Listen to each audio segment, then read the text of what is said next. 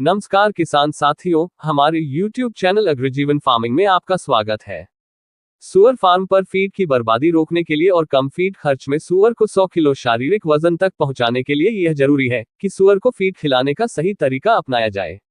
अक्सर ये देखा जाता है कि बहुत से सुअर पालक किसान अपने फार्म पर सुअर को फीड खिलाने का सही तरीका नहीं अपनाते हैं।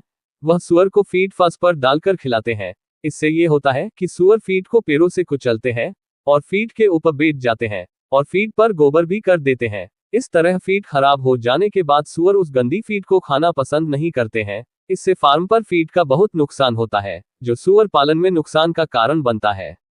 सुअर को फीड खिलाने के सही तरीके के अनुसार सुअर को फीड खिलाने से पहले फीड को किस प्रकार तैयार करना चाहिए। सुअर को फीड देने का सही समय क्या है। सुअर को फीड दिन में कितनी बार देना चाहिए। सुअर को फीड पानी में भिगो कर देना चाहिए या सूखा देना चाहिए। सुअर का वजन बढ़ाने के लिए फीड में कौन कौन सी दवाएं मिलाना चाहिए। इन सभी सवालों के जवाब आपको इस वीडियो में मिलेंगे। तो हम इस वीडियो पर आगे बात करें इसके पहले सभी किसान साथियों से हमारा निवेदन है कि यदि अभी तक आपने हमारे YouTube चैनल अग्रजीवन फार्मिंग को सब्सक्राइब नहीं किया है तो कृपया आप हमारे YouTube चैनल को सब्सक्राइब कर लें, क्योंकि हम इस चैनल पर सुअर पालन से जुड़ी जानकारी के साथ वीडियो लगातार अपलोड करते रहते हैं।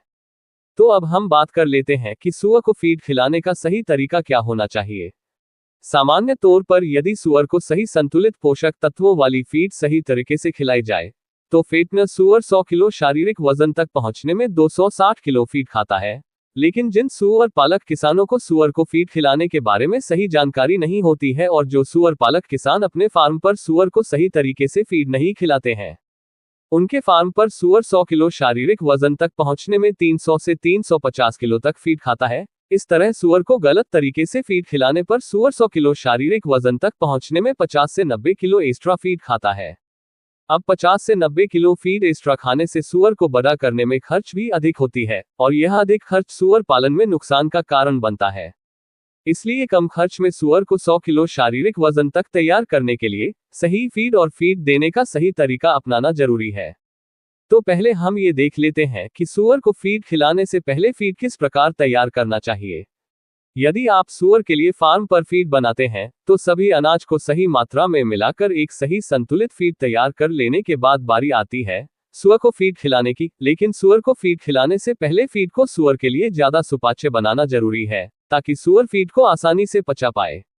जब हम सुअर को कच्चे अनाज से बनी हुई फीड खिलाते हैं तो सुअर फीड का पूरी तरह पाचन नहीं कर पाता है, इसलिए कच्चे अनाज की फीड को पकाने की आवश्यकता होती है। फार्म पर फीड बनाने के बाद फीड को सही तरह से तापमान में पकाने के लिए फीड गर्म करने वाली फीड की मशीन की आवश्यकता होती है। लेकिन छोटे सुअर पालक किसान इस बड़ी मशीन को खरीदने के लिए अधिक खर्च नहीं कर सकते हैं।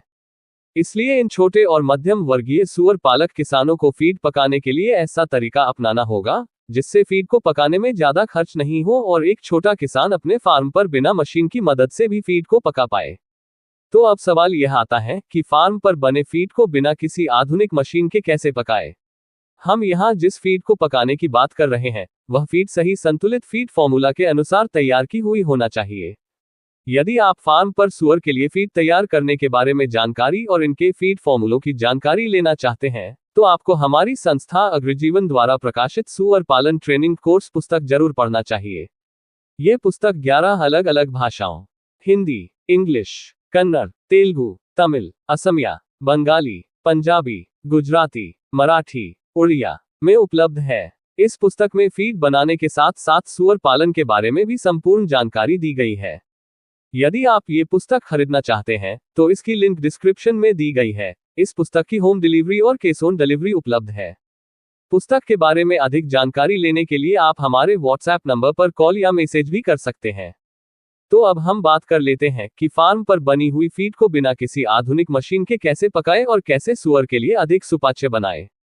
तो फार्म पर बनी हुई फीड को पकाने के लिए फीड कुछ समय पानी में रखा जाता है, जो कुछ समय पश्चात पानी में फूल जाता है और फीड को पानी में भिगोकर रखने से फीड नरम हो जाता है। अनाज की फीड में मौजूद कार्बोहाइड्रेट और प्रोटीन जटिल अणुओं में होते हैं जिन्हें सुअर पूरी तरह ठीक से पचा नहीं पाते हैं। लेकिन यदि हम फीड को पानी में भिगोकर रखते हैं तो फीड में मौजूद जटिल कार्बोहाइड्रेट और प्रोटीन सरल अणुओं में विभाजित हो जाते हैं, जिसे सुअर आसानी से पचा सकता है। फीड को पानी में भिगोकर रखते समय आपको कुछ महत्वपूर्ण बातों को ध्यान में रखना चाहिए, जो इस प्रकार है। फीड सुअर को खिलाने से पहले उसे 8 से 10 घंटे तक पानी में भिगोकर रख देना है। 10 किलो सूखी फीड को लगभग 25 से 30 लीटर पानी में भिगोकर रखना चाहिए। गर्मी के दिनों में ये समय 8 से 10 घंटे से घटाकर 5 से 6 घंटे कर देना चाहिए, क्योंकि गर्मियों के दिनों में फीड को ज्यादा समय तक पानी में रखने से वह खराब हो सकती है। यदि आपको फीड में परजीवी यानी बैक्टीरिया का खतरा महसूस हो रहा है, तो आप फीड को गर्म पानी में उबाल सकते हैं। फीड को पानी में भिगोते समय आप फीड में उन दवाइयों को और अन्य फीड सप्लीमेंट को मिला सकते हैं, जो कम मात्रा ग्राम मिलीग्राम में मिलाई जाती है, और ये दवाइयाँ फीड में हाथ से मिक्स करने पर ठीक से फीड में मिक्स नहीं होती है। फीड में दवाइयों को मिलाते समय इस बात का विशेष ध्यान रखना है कि कुछ दवाइयाँ ऐसी होती हैं जिनको गर्म करने पर उनका फीड में प्रभाव खत्म हो जाता है, तो ऐसी दवाइयों को फीड गर्म करने के बाद जब फीड ठंडा हो जाए तब आप फीड में मिला सकते हैं। तो ये तरीका अपनाकर आप बिना किसी आधुनिक मशीनों की मदद से अपने फार्म पर फीड को पका सकते हैं। सुअर को फीड दिन में 3 बार देना चाहिए, और फीड के साथ कुछ मात्रा में हरा चारा और ताज़ा फल सब्जियां जरूर खिलाएं। फीड सुअर को फीडर बॉक्स में या खुरली में खिलाएं, जमीन पर यानी फर्श पर डालकर सुअर को फीड ना खिलाएं। तो किसान साथियों, आपको हमारी यह वीडियो कैसी लगी? यदि पसंद आए हो तो इस वीडियो को लाइक करें और सभी सुअर पालक किसानों तक इस वीडियो को शेयर करें। आगे भी लगातार ऐसे वीडियो देखने के लिए हमारे YouTube चैनल अग्रजीवन फार्मिंग को सब्सक्राइब करें।